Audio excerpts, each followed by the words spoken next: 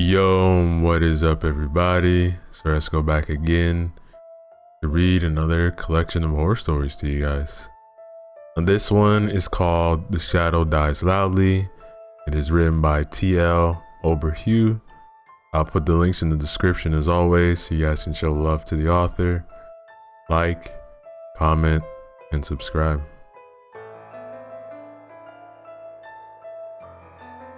Story 1. The Beast He Was. It was around midnight when the two men were figuring out how they were going to kill the other. The older man took a long drink from his flask and never broke eye contact with the younger man. "You know why I'm here?" "I have no idea what you're talking about." The older man took another drink. He slouched in his seat casually. He's done this before. "You recognized me the minute I sat down. It wasn't that hard to find you. Figured you'd be here." "How so?" "Because this is the only subway that you haven't killed anyone on." "Once again, old man, I have the faintest clue what you're talking about." The younger man tried to hold back from smiling so much, but it was hard. How can you not smile when you're having so much fun? "Subtlety isn't a gift that you have, is it?" Noticing the older man's badge, the younger man spoke up. "Officer." "Detective." "Detective, you should probably put the flask down. Stop saying such strange things. You'll scare the other passengers." The detective looked around the empty train, wondering if this man was just a smartass or truly insane. He took another drink. "Cut the shit. You obviously know who I am, and I know who you are. So just spare me the games, and let's talk." "Now, what would you like to discuss?" "You." "Well, I'm just flattered, but not interested." "Let's get one thing straight. I'm gonna put you down like the beast you are." It's not very police-like of you. Don't I get a trial? Read my Miranda rights." "I know why you killed over 2,000 people. I want to hear you say it." The younger man stared at him for a while, his eyes black and dead. They died a long time ago. The howl of the train and the clicking of the tracks was the only other company he had tonight. He began to realize that this night was only going to end in one of two outcomes. His grin began to shrink.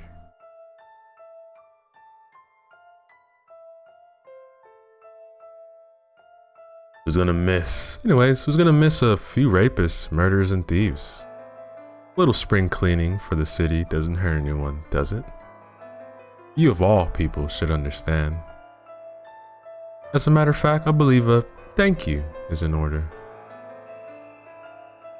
You're cut from the same cloth. You realize that? No different. Of course I'm different. I don't rape and steal from my victims. All I do is cut away at all the filth inside of them. I let the blood run out. It's like a sin. I let it out and it flows throughout the subway platform, city streets. It stains clothes. It makes a mess. So while I make it look disgusting in the end, at least they are clean in the only way it really counts. What in God's name is wrong with you?" The younger man glared at the detective, his grin replaced with an almost animalistic look of rage and hate that comes from a past long ago buried. "You want to know what's wrong with me? You ever see a loved one get raped? How about murdered? Have you ever had your dad beat the shit out of you because you spent his drug money on some fucking pizza because you haven't eaten in a day? You ever lived through the, you a detective, have you? No, you haven't. You're probably some dumb shit jock, bully, whose dad was hard on him because his grades weren't up to par. You probably joined the force right away so you could impress daddy. Or maybe it's just because you weren't smart enough to get into a 4-year college. You're an aging, alcoholic bully with a complex. You will never understand what's wrong with me. The detective just sat there. He took another long drink from his flask. Just held eye contact. You want to hear a story, kid? 10 years ago, there were a few disappearances around a shopping mall in a town I used to live in, where I got transferred here. It was all young girls, ages 15 to 20. After the third disappearance, we had a squad car at the mall every day, all day long. I was in my car at about hour 11 at a very long shift when I saw a girl, pretty blonde, wearing clothes that her father wouldn't approve of. I watched her walking through the parking lot alone, and when she passed by a row of cars, out of my line of sight, I didn't see her walk out the other end of that row. Just then, a black SUV pulled out of its spot, started driving down the lane.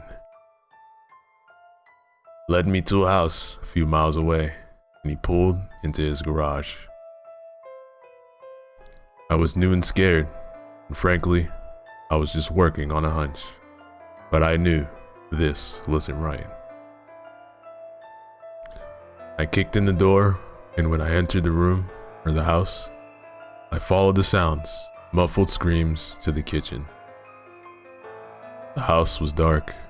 The windows had been covered. It looked like nobody had been living in that house for weeks, or at least no man. When I got to the kitchen, she was hogtied, bound with jump rope and gagged with her own sock, and missing about a fist-sized chunk of her left thigh. The man stood up from his dinner and just stared at me with a mouth full of blood and eyes as dead as a shark's. I remember staring into those eyes for what seemed like hours. 2 holes, black holes that once spotted, nothing escaped from. He wasn't a man, not anymore. Grabbed him by the neck, threw him down his basement stairs, and then put him down like the beast he was. The younger man, almost captivated by the detective, leaned in closer, said, "Exactly. How are me and you any different from one another?" "We're not, but I have a badge." They sat there across from one another in silence. The detective took another drink and said, "This train has got to stop eventually." "And your flask is gonna run dry eventually, detective. You may be some tough vigilante cop who gets away with murder, but one day, that's gonna stop." Is that so?" "I guarantee it." The conductor then spoke over the train intercom. "The final destination is coming up."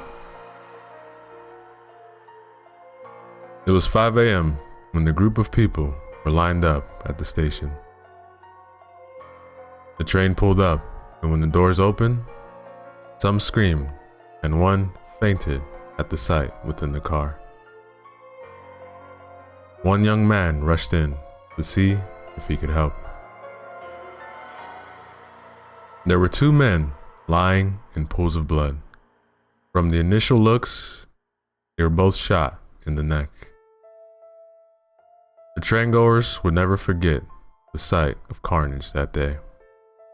Neither would the conductor as he sat in front of the car and put the photos he took with the others. No one would know he was a warrior who conquered chaos itself. No one would know he was an artist who put away the personification of the old order. No one would know the good and the bad he did. No one would know the beast he was. Now, ladies and gentlemen, is the end of our first story.